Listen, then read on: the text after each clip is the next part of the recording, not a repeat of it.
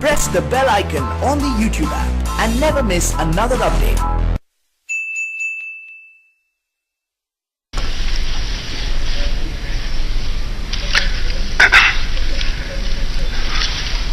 Shri Ashok Lavasa ji, Shri Sushil Chandra ji, senior DC in charge of administration and planning, Umesh Sinha ji, all my colleagues from the Election Commission and all the colleagues from media.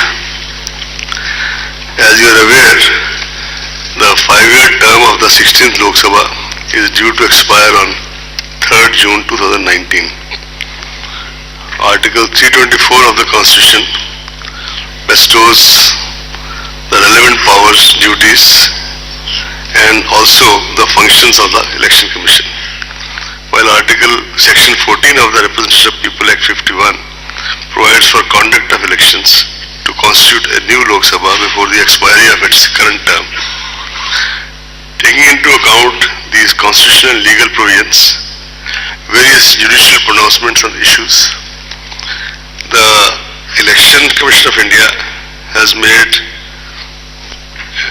attempted a very comprehensive preparation for the conduct of election to the 17th Lok Sabha in a manner that is free, fair, inclusive, accessible, ethical, participatory and also festive.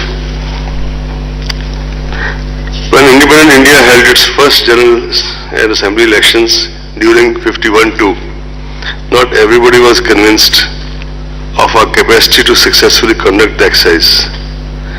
In fact, democracies in the world, then numbering maybe around 40, most of them were very skeptical. But India, by conducting our elections, emerged as a, should I say, beacon light for the emerging democracies all over the world. The scale and complexity of the elections has only grown since then. The population of India increased 3.3 times between 91 and 2001 census.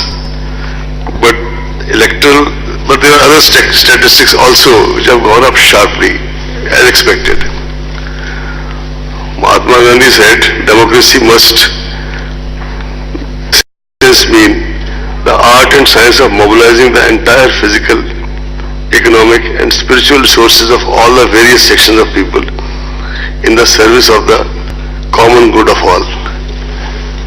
Keeping all this in view, this commission started preparing for elections for quite some time. We started with organizing a series of meetings with chief electoral officers of all the states and UTs in order to review various aspects of election preparedness. Video conferences with the chief secretaries, DGs, home secretaries, chief electoral officers and police nodal officers from MHA and as well as from the states were held on 21st, 22nd and 28th January to assess the overall law and order situation, state or UT specific areas of concern and deliberate on the quantum of central armed police forces required. Several rounds of discussions were held with the Ministry of Home Affairs at the level of our officers, and we also had an in-depth discussion with the Union Home Secretary and his team. The Commission also held deliberations with several key departments, especially railways, in order to ensure smooth movement and facilitation during the conduct of elections. To get a first-hand knowledge of the status of poll preparedness in the states, we visited several duties to review the poll preparedness. During these visits, there is a standard SOP which is followed by the Commission, and not just us but before us also. This has been a tradition that first of all we start with interaction with the political parties.